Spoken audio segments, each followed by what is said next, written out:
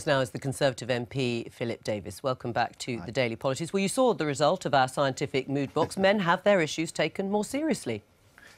Well, I don't think they do in Parliament, to be perfectly honest. I mean, I accept there are more men than women in the House of Commons. There are a lot more men than women. But that's very different from the consideration of men's issues. And some of the issues that I want to talk about in the debate today about male suicide, about the underachievement of boys in school, the health issues like testicular cancer, they get very underreported, the male victims of domestic violence. These are very rarely debated in Parliament. But why not? Why don't men like you raise them then? If you feel they're so important, you have plenty of opportunities. As you say, they are critically important issues on suicide particularly. But you have health questions, you have work and pensions questions, you have business questions, and as I say, there are 459 of you to raise it. Yeah, but as you well know, it's not as easy as just standing up at health questions and asking a question. You've got to go into a ballot, and you've got to get the questions got to come out of the hat, so to speak. So it's not that easy. Whereas, for example, every month in Parliament we have women and equalities questions, which means that all of the issues affecting women can be raised as a specific session. Right. It doesn't apply to men. If it was just an equalities session, then we could raise all of the issues where men and women feel poorly let down. But in the House of Commons, we only have women and equalities questions. Well, Joan Bakewell, do you applaud Phillip Davies for this? Well, I'm rather touched, actually, that men are beginning to feel squeezed, because it does indicate that women are getting slightly larger voices than they've ever heard. And of course, there are not very many of them comparatively in the Commons, so one's heart bleeds for them. However, there are issues, and there are lots of issues that aren't gender specific. And I think we should be looking at the world to solve the issues of health, under which banner testicular cancer comes along, but it shouldn't be specifically seen as a male issue. Women should care about it as much, just as women should care about the fact that in prisons, primarily men, a big male issue, while the prison's full of men and not so much women. We should all care about these issues, and they shouldn't be gender defined. Does it need an International Men's Day to do it? Well, let them have a bit of fun.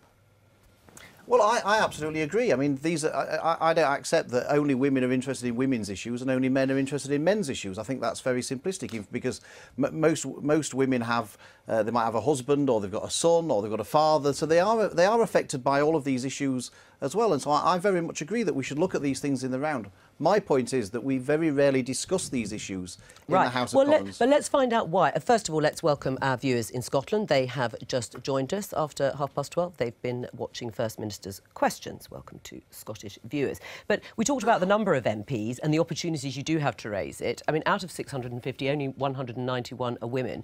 And, you know, 45 years after the Equal Pay Act was introduced, men still earn nearly 15% more than women. Just 26% of FTSE 100 directors are women, falling to just 19.6% in the FTSE 250. I mean, when you look at those sorts of facts, men aren't doing too badly, are they?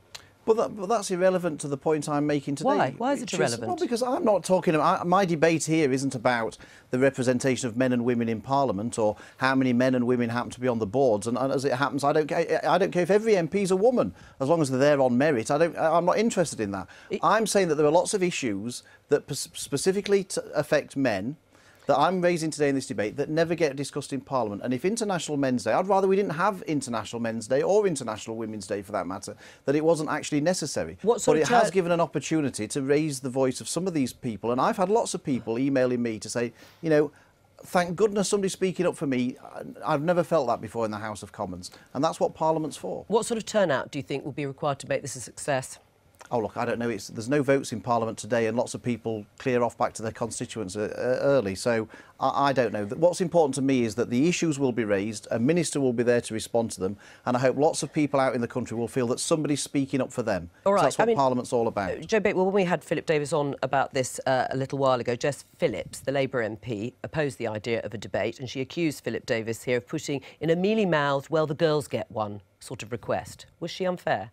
Well, I think that the whole issue is the way you express it. It's to do with the way Parliament operates and the way the Commons is organised. It's nothing to do with out there in the country. It's because you don't get your say in the health debate. And that's up to the men in the Commons to insist that the issues that you care about are raised. Get a grip on it. You've got a huge majority.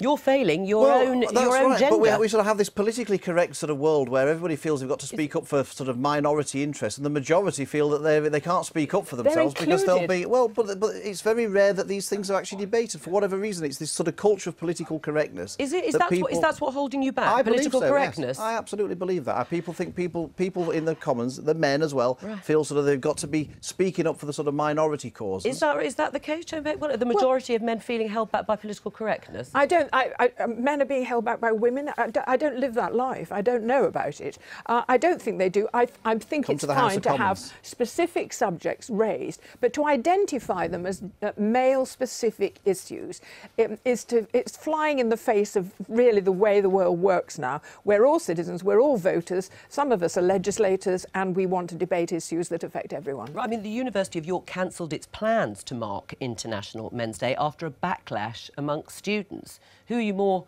angry with? The people who protested or the university for rolling over? Oh, well, you know, look, universities are full of politically correct lunatics, really, aren't they? Except they wanted to mark international... They wanted to mark International Men's Day. You know, all of these sort of protests and whatever that go on in universities, you know, I'm not really concerned about that. What I'm concerned about is that you want support for your International Men's Day. I want these issues that are going to be raised today about male suicide, the high preponderance of male suicide as a key part of this debate, to be raised in Parliament and taken seriously, and whether the University of York students want to protest about it, agree with it, or whatever is a matter for them. What's important is the real victims of some of these things that never get a voice in Parliament. Will you raise the issue of male men in prisons? Because yes, that's absolutely. That is a really important issue. Are you going to add that to your list? I certainly am going to raise about the unfairness of that men are treated much more harshly in the sentencing system. We don't want more women in prison to bring about equality. You didn't frankly have the balls to put country before party.